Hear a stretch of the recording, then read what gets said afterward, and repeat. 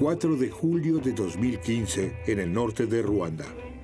Hace 21 años, el Inkotanyi tomó la capital, Kigali, y puso fin al último gran genocidio del siglo XX, el de los Tutsis en Ruanda. El Inkotanyi, o Frente Patriótico Ruandés, FPR, fue fundado en 1987 como un movimiento político-militar. La cúpula sigue al mando de uno de los estadistas más controvertidos de nuestro tiempo, Paul Kagame. Me tomó 2 años poder tenerlo frente a frente. 2 años tras las huellas de una historia que aún hoy sigue siendo dolorosa. Birimo kumenya gutandukanya ikibi n'ikiza. Ntabwo dukeneye uturandata. Ntabwo dukeneye utumurikira ngo atwereke inzira tunyuramo yo kwiha agaciro. Turayizi. Tuzayishakira. Twarabiharaniye, twarabipfiriye.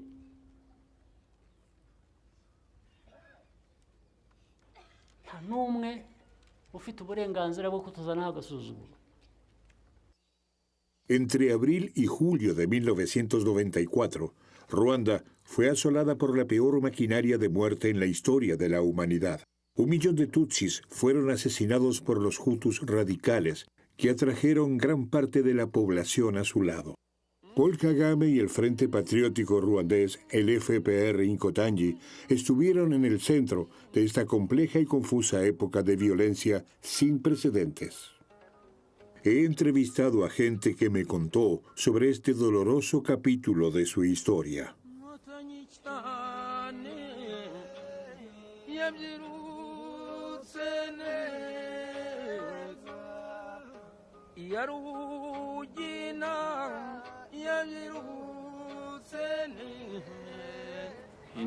En la historia de nuestro país hubo diferentes reyes que tuvieron sus ejércitos, pero no hay pruebas de que en ningún momento los ruandeses hayan matado a otros ruandeses de una manera tan brutal. Hutus y Tutsis han convivido desde siempre.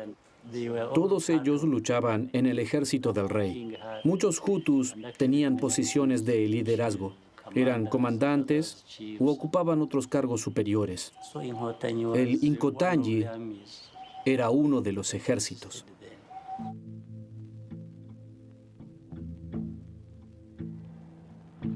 En la década de 1950, Ruanda, rodeada de colonias inglesas y belgas, y país vecino del Congo, rico en materias primas, es uno de los países más pequeños de África y el más poblado. La tierra de las 1000 colinas produce pequeñas cantidades de café y está bajo el dominio colonial belga. En la época precolonial, 3 grupos sociales vivían en Ruanda compartiendo el mismo idioma, el mismo Dios, la misma tierra. Los Hutus, que constituyen la mayoría, se dedicaban a la agricultura. Los Tutsis eran ganaderos y los Tuats eran cazadores y recolectores. Bélgica, como potencia colonial, declara que estos grupos son etnias y se apoya en la élite de los Tutsis. Pero durante los movimientos independentistas africanos de los años 50, fueron los Tutsis quienes exigieron el fin del dominio colonial. Bélgica se siente amenazada y organiza, apoyada por el Vaticano y la Orden de los Padres Blancos, el fortalecimiento político y social de los Hutus. Con consecuencias directas y trágicas. A partir de 1959, bajo el pretexto de una revolución social, se produjeron actos de violencia contra la minoría Tutsi. Tras la independencia de Ruanda en 1962, el nuevo presidente, Gregoire Kayibanda, un Hutu del sur del país, consolidó el dominio de los Hutus. 20.000 Tutsis fueron asesinados y 150.000 huyeron a países vecinos.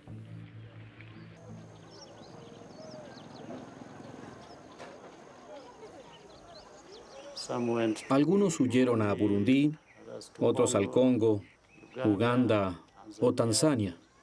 Mi familia se fue a Uganda. Vivimos allí como refugiados durante unos 20 años. Crecí en un campo de refugiados. Los campos fueron reubicados dentro de Uganda una y otra vez a otros lugares. Cuando llegué al campo de refugiados, también había activistas que luchaban contra el gobierno ruandés. Eran mayores que yo. Nos contaban sus historias. Para nosotros eran héroes. De vez en cuando organizaban ataques en Ruanda, desde países vecinos, desde el Congo, Uganda, Burundi o Tanzania. Estos luchadores se llamaban a sí mismos Inyenzi. Ces terroristes se trouvent à l'extérieur du pays et ils agissent par raids de 10, 20, 40 hommes qui entrent dans le pays nuitamment. Quelles sont leurs possibilités? Je crois qu'il leur sera absolument impossible de renverser le régime. Vous êtes Tutsi? Si, je le suis. Qu'est-ce que vous allez devenir maintenant? Moi? Peut-être un prisonnier ou un mort ou comme ça. Vous n'avez pas peur de mourir? Tout le monde meurt.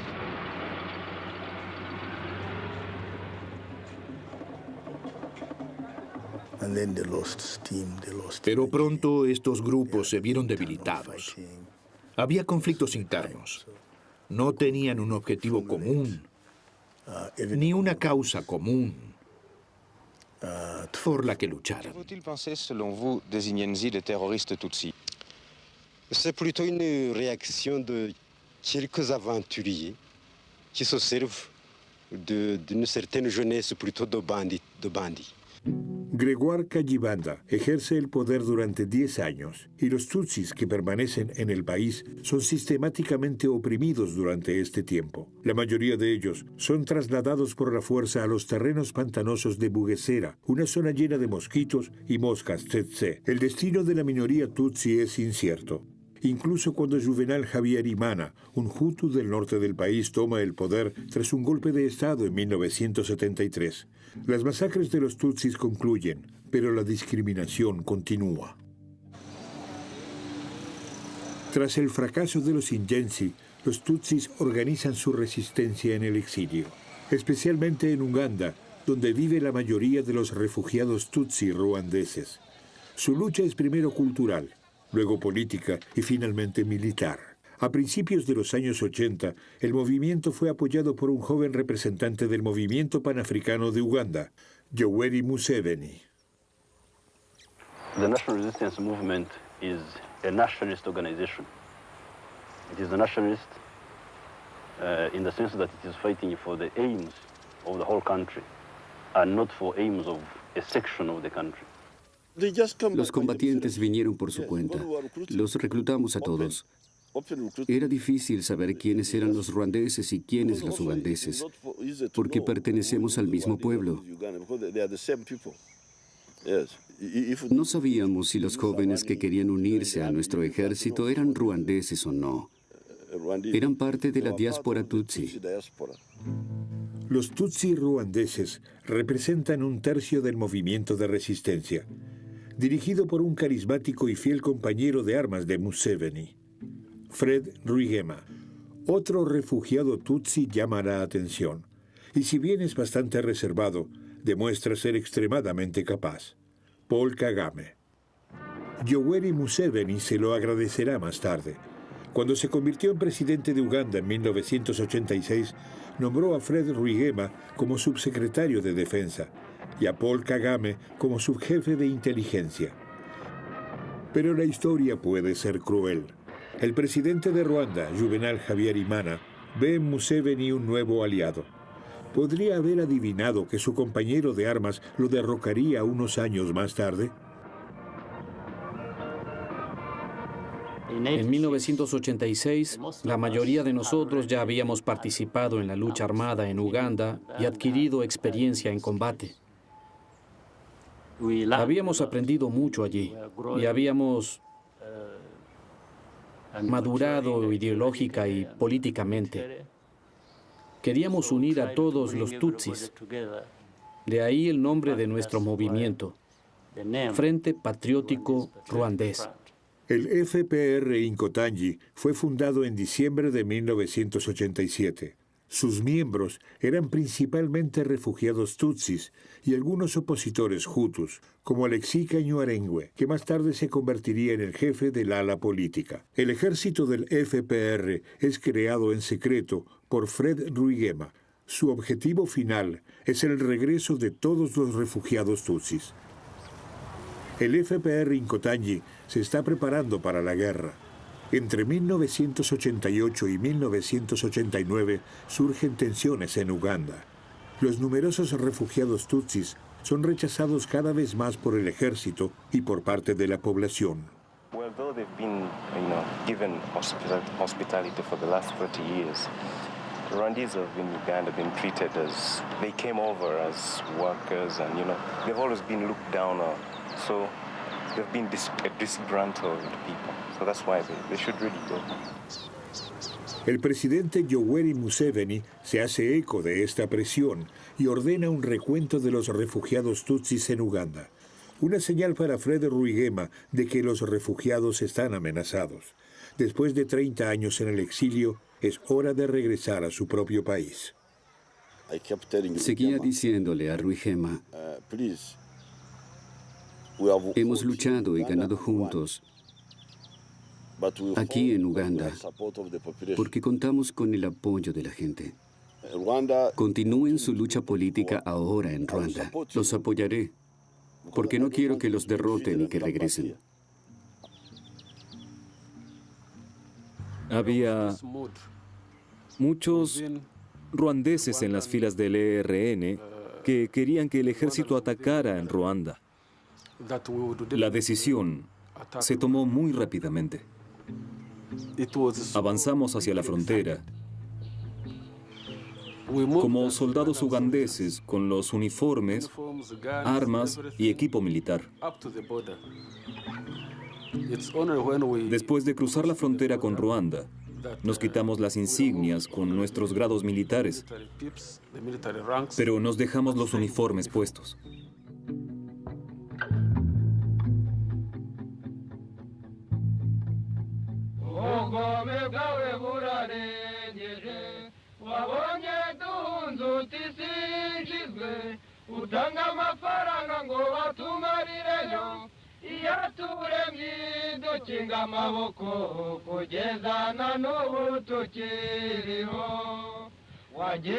El 1 de octubre atacamos la frontera.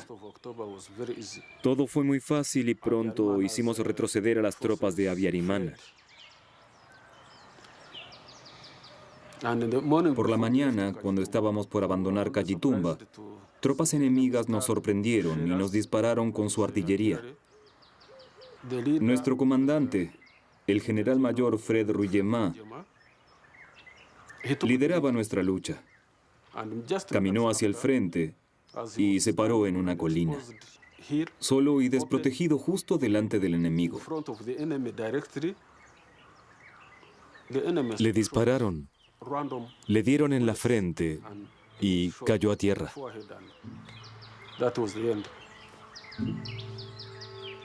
¿Fue Fred Rwigema realmente asesinado por el enemigo según la versión oficial? ¿O en una disputa interna con sus oficiales, como algunos afirman? El ejército del FPR se encuentra ahora sin su líder. Pero la muerte de Rwigema se mantiene en secreto al principio. Los combatientes no debían desanimarse y no se quería mostrar debilidad frente al enemigo. Sabíamos que había hombres entre ellos que habían peleado en las luchas por la liberación de Uganda. Tenían experiencia en la guerra convencional y en la guerra de guerrillas. Cuando llegó la orden de atacar el 1 de octubre de 1990, nosotros, los combatientes de mi generación, estábamos aterrorizados, porque aún no teníamos ninguna experiencia de guerra. Je vous ai dit que nous avons été attaqués et que les assaillants, après leurs opérations d'attaque, se faufilaient dans la population. Ils en ont profité pour attaquer la capitale. Et le lendemain, nous avons décidé d'opérer une rafle tout autour de Kigali. 10.000 tutsis son arrestados en Kigali. Habyarimana llama a Mobutu en lo que entonces era Zaire y sobre todo a Francia. Los presidentes de Francia y Ruanda han mantenido relaciones estrechas y amistosas desde la década del 80. Por lo tanto, es natural que François Mitterrand apoye a su aliado más importante en África Oriental.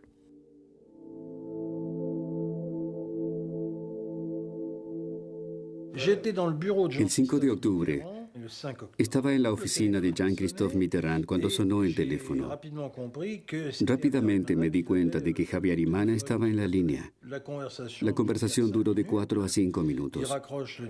Mitterrand colgó y dijo: es hora. Los rebeldes están en Kigali. Eso no era cierto, pero Habyarimana se lo había dicho así, y debe de haberlo creído. Luego dijo: enviaremos unos cuantos soldados al buen Habyarimana, y en 3 meses ya nadie hablará de esto. Por desgracia, este cálculo fue precipitado.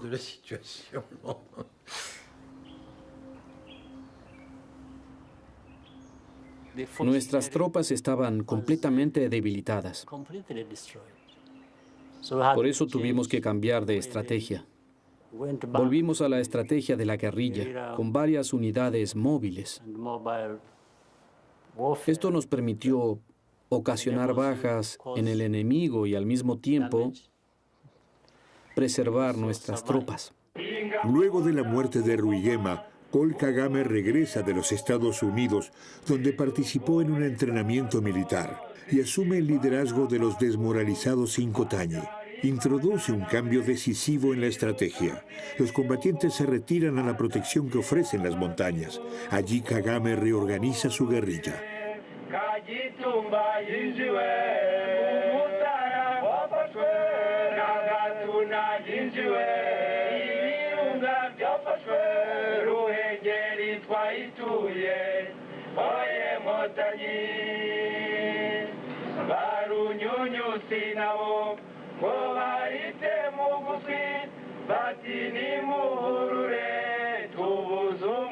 Esa derrota fue una experiencia dolorosa, pero también útil. Nos mostró que fallábamos. ¿Y por qué? Porque nos faltaba disciplina. Nos quedó claro que debíamos decidir. O éramos disciplinados y hacíamos lo correcto en el momento adecuado, o moríamos en esta lucha. Y ninguno de nosotros quería morir.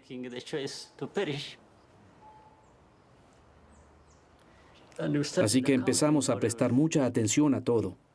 En primer lugar, a nuestras propias vidas. Porque demasiada gente ya había muerto por la falta de disciplina.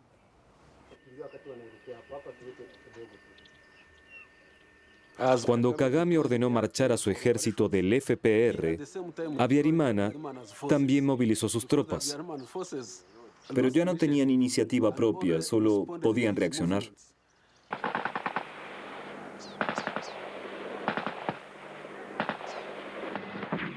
Finalmente los franceses acudieron en su ayuda. Los oí quejarse de las tropas de Habyarimana.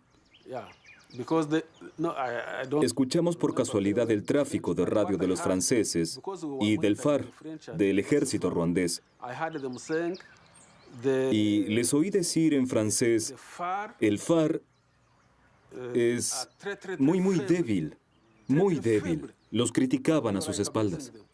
Cuando digo Francia, me refiero por supuesto al gobierno francés.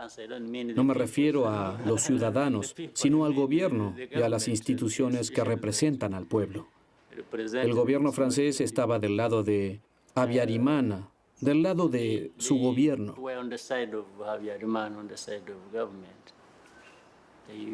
Francia también ha utilizado sus armas, morteros de 105 y 120 milímetros.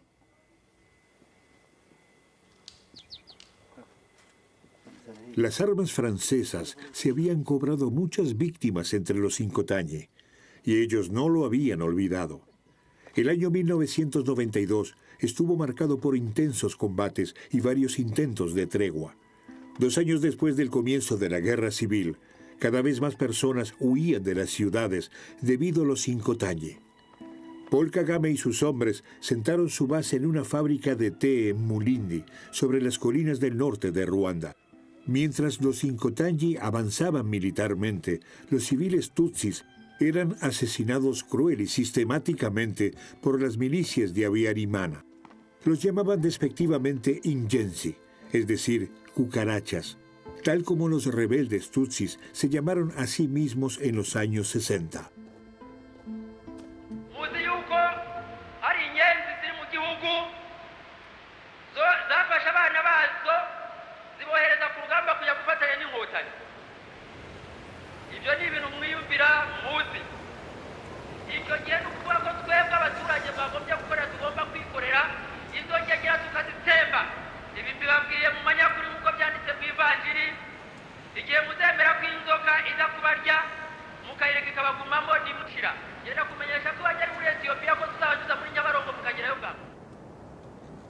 El 8 de febrero de 1993 pudo haber cambiado el curso de la historia. En respuesta a las primeras masacres contra los tutsis, los Inkotanyi lanzaron un importante ataque y avanzaron hasta las puertas de Kigali. Pero llega la presión diplomática. Esa es la salvación de Habyarimana. Los líderes regionales dijeron, no, tienen que detenerse y negociar. Los franceses dijeron, deben detenerse y negociar. Los estadounidenses dijeron, deben detenerse y negociar. Los belgas dijeron, tienen que negociar. Así que dijimos, está bien. Paul Kagame se proclama en contra de una victoria militar precipitada, aunque ha demostrado su clara superioridad militar frente a la comunidad internacional. Finalmente, se llevan a cabo negociaciones en Arusha, Tanzania, que se asemejan a una conspiración. Negociaciones para una paz que nadie quiere realmente. Habyarimana está atado de manos. Por un lado, una parte del ejército, al mando del jefe de Estado Mayor, el coronel Theoneste Bagosora, se niega a negociar con el FPR. Por otro lado, los Akazu, el mafioso y brutal clan familiar de su propia esposa, que tiene un firme control sobre el país. Todos vinimos aquí para negociar los detalles finales, para el establecimiento de un gobierno de transición.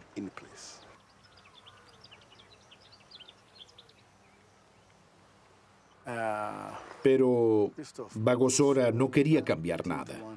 Nada. Lo que ocurrió aquí es un ataque de extranjeros, dijo, refiriéndose a nosotros.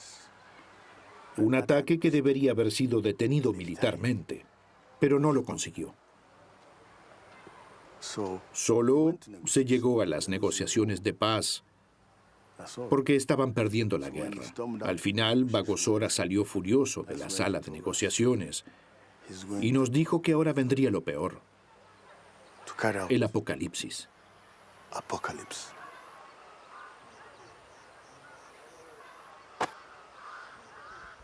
Los Inkotanyi resultan los grandes ganadores de las negociaciones. En el ejército que se va a constituir se les atribuye el 50% de los puestos de oficiales y el 40% de todos los puestos superiores. En el futuro gobierno de unidad nacional posicionan a 4 ministros.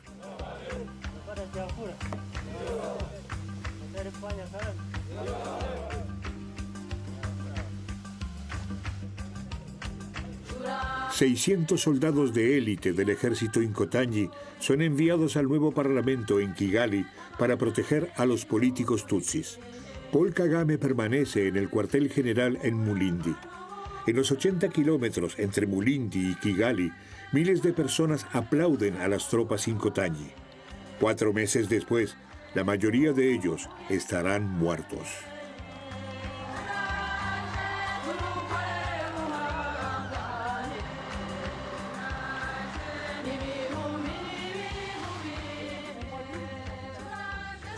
Debía establecerse un gobierno de transición. Pero Habyarimana lo pospuso una y otra vez. No quería este gobierno de transición. Lo que las imágenes de esa época no muestran es la gran soledad del presidente Habyarimana, un presidente impotente del que todo el mundo se está alejando. Los políticos temen el vacío. En el vacío aparecen los fantasmas del terror. A principios de 1994 son claramente reconocibles. Los Akasu, el clan de la familia política de Habyarimana, y los oficiales extremistas hutus del ejército que se radicalizan cada vez más. Y las milicias paramilitares de Habyarimana, las Interahamwe, comienzan a armarse. El coronel Bagosora ordena traer 500.000 machetes desde China y los distribuye entre el pueblo hutu.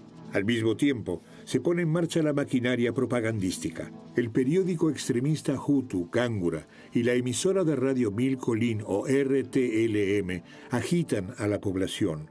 El mismo presidente Habyarimana se ve amenazado si lleva a cabo las negociaciones de paz.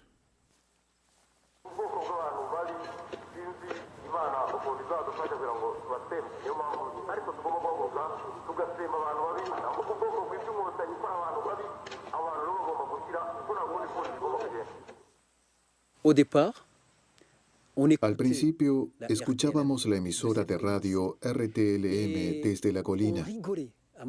En aquel entonces nos reíamos porque no podíamos creer lo que decían.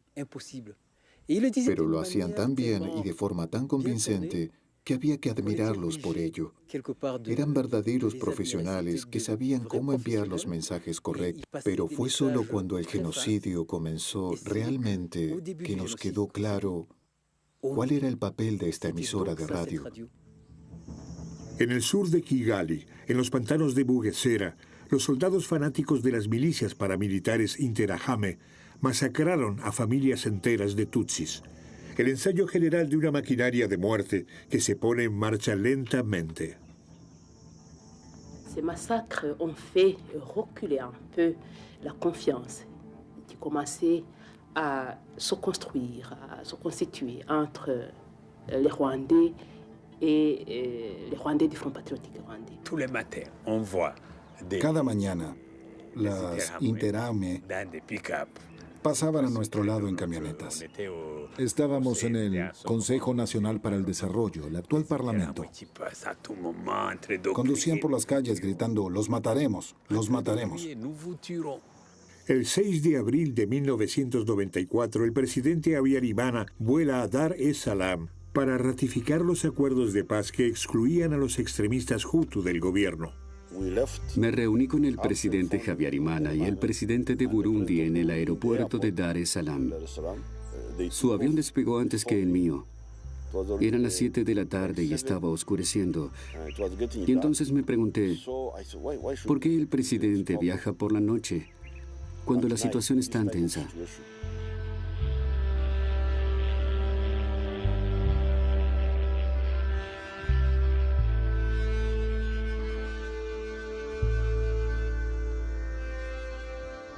Le ministre de la Défense a la profonde douleur d'annoncer au peuple rwandais le décès inopiné du chef de l'État, son Excellence le général-major Habyarimana Juvenal, survenu ce 6 avril 1994 vers 20h30 à Kanombe, l'appareil qui le ramenait de Dar es Salaam ayant été descendu par des éléments non identifiés et dans des circonstances non encore élucidées.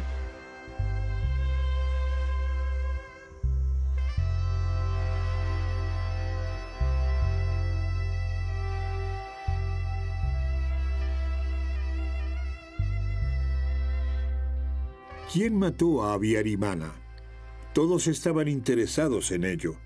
Los hutus radicales del clan Akasu, que querían deshacerse de su débil líder, quien acababa de firmar su ocaso político.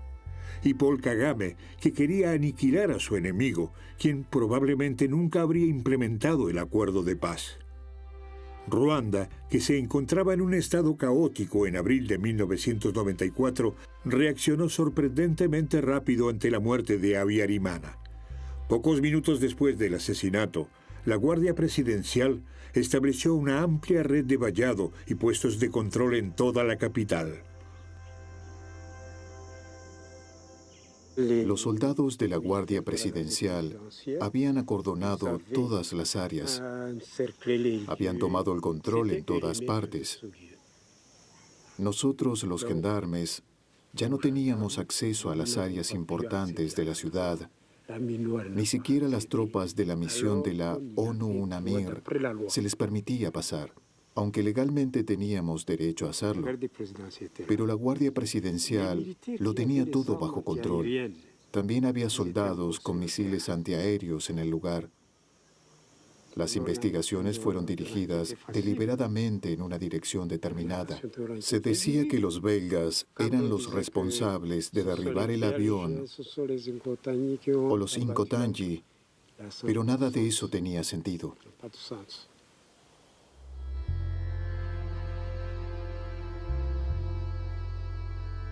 En Mulindi, James Kabarebe es informado inmediatamente por sus hombres en el Parlamento de Kigali y a través de la estación de radio Milcolin. Inmediatamente notifica a Paul Kagame. Nos juntamos por la noche y estábamos viendo un partido de fútbol. Fue entonces cuando llegaron las noticias de nuestra gente en el Parlamento. Varias personas ya se habían refugiado en el edificio. Todo sucedió muy rápido. Apenas 5 minutos después de que el avión de Abiyarimana fuese derribado, se desencadenaron los acontecimientos. A la mañana siguiente, los hutus moderados fueron asesinados, entre ellos la primera ministra, Agathe Uwilingiyimana. Los 10 soldados belgas que se suponía que debían protegerlos fueron linchados. Pour le moment, donc, il ne voulait pas que les militaires quittent la maison avec la famille, et pour le moment, il demande aux militaires belges de quitter la maison sans la famille. La carte présidentielle est sur le bord de la Granguin et demande à la section de déposer les armes. Nous sommes massacrés. El mensaje de los hutus radicales a la ONU es claro. Hombres, mujeres y niños de todas las edades, cuyos documentos de identidad contengan la palabra Tutsi, serán cruelmente torturados y asesinados en los puestos de control.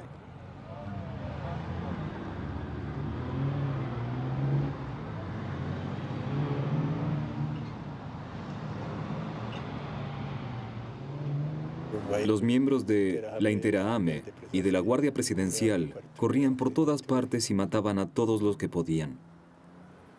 Me quedé en el Palacio Presidencial para cuidar a los que se habían refugiado allí. Junto con los soldados, les dimos de comer y atendimos a los heridos.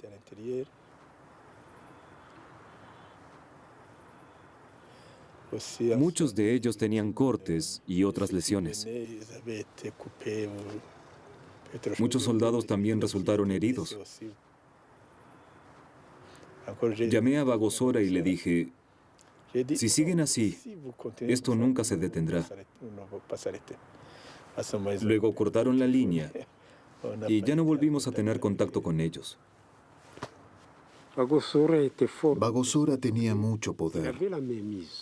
Como jefe de Estado Mayor, tenía control sobre las milicias hutus y la Guardia Presidencial.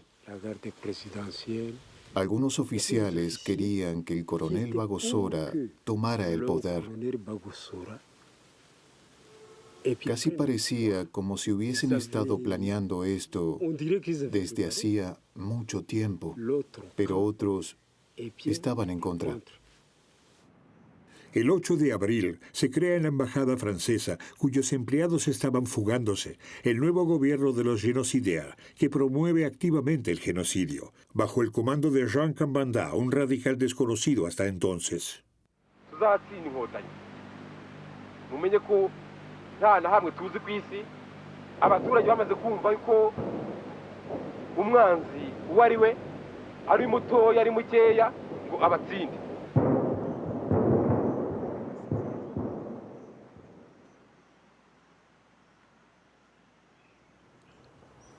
Supe de inmediato que nuestras tropas estaban en peligro y que nuestros líderes locales estaban en peligro. Estaba claro que serían atacados. Solo había unos pocos combatientes en el lugar, así que pedí apoyo. Actué muy rápido y sin tener en cuenta las reglas. No podía pedirle permiso a la ONU primero, porque lo que sucedió allí ocurrió de todos modos fuera de toda regla.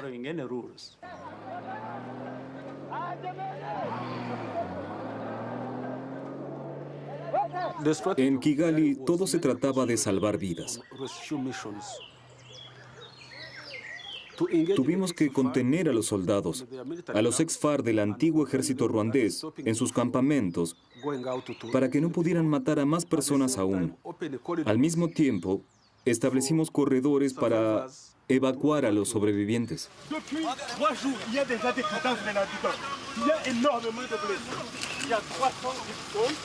La comunidad internacional interviene resueltamente para salvar a sus propios compatriotas, allanando el camino para una de las peores masacres de la historia de la humanidad. Solo las personas de piel blanca son evacuadas. Los tutsis serán abandonados a su suerte ante sus asesinos. La barbarie que sigue es inimaginable, incluso para los mismos asesinos. Y se puede ver aquí, en las únicas imágenes existentes de este cruel genocidio. Sabíamos que las personas que dejábamos atrás serían asesinadas. Así que en realidad se trató de un caso de omisión del deber de socorro. Hay situaciones en las que sería apropiado desobedecer las órdenes.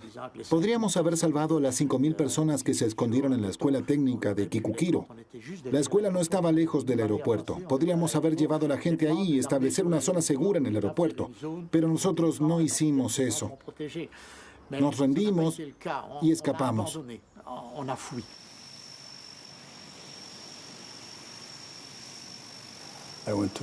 Viajé a Nueva York, a las Naciones Unidas, para convencer al Consejo de Seguridad de que el gobierno ruandés estaba cometiendo un genocidio.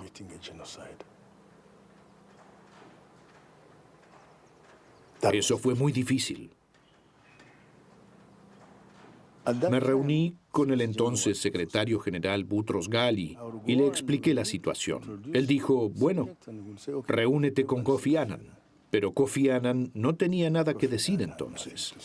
Simplemente explicó, los informes indican que la situación está fuera de control. Como resultado, el Consejo de Seguridad decidió retirar sus tropas. Madeleine Albright escribió más tarde que había habido instrucciones desde arriba para evitar el término genocidio, porque bajo estas circunstancias los Estados Unidos deberían haber enviado sus tropas.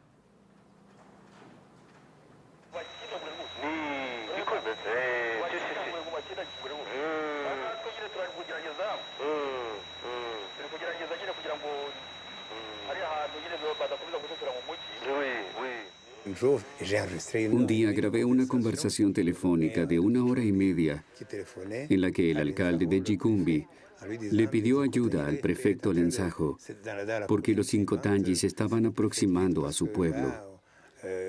Le pidió que evacuara la aldea. El prefecto se mantuvo tranquilo y solo dijo, sí, nos ocuparemos de ello. La conversación continuó así. En un momento dado, el alcalde dijo, pero todo lo demás va bien aquí. Estamos haciendo un buen trabajo. Creo que la cuestión de los Tutsi quedará resuelta para los próximos 100 años.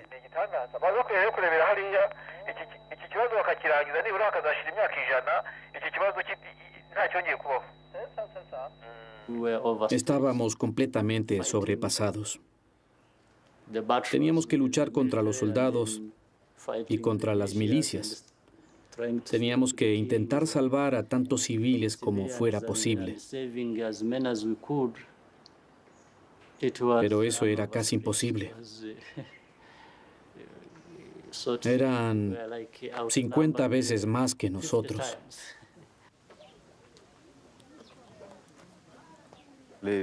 La tropa FPR Inkotangi no era muy grande.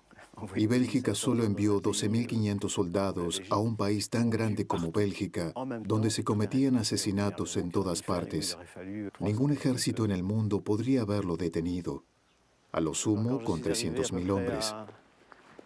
Estaba en un campamento militar del FPR en Kotanji, a unos 4 o 5 kilómetros de aquí. Los soldados dijeron que me llevarían al lugar de la masacre. Recuerdo lo que el soldado dijo entonces, que realmente me impresionó mucho. Dijo, cuando vi a todos esos muertos, sentí que se me derretía el cerebro. Esa expresión me pareció interesante. Simplemente no podía creer lo que veía. Lo primero que vi a unos 20 metros de la iglesia fue el cadáver de un niño de unos 2 años y otros 2 o 3 cadáveres. Había una estatua de Cristo en la iglesia. Le habían volado la cabeza con una ametralladora. Cuando le pregunté al soldado por qué, me contestó, porque Cristo parecía un Tutsi.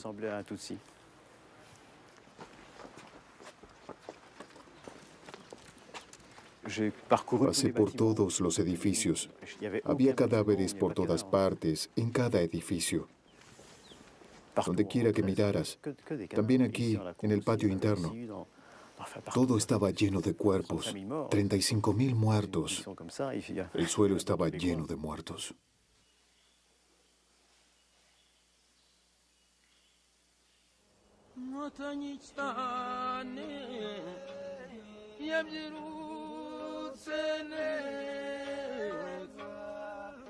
Yarugina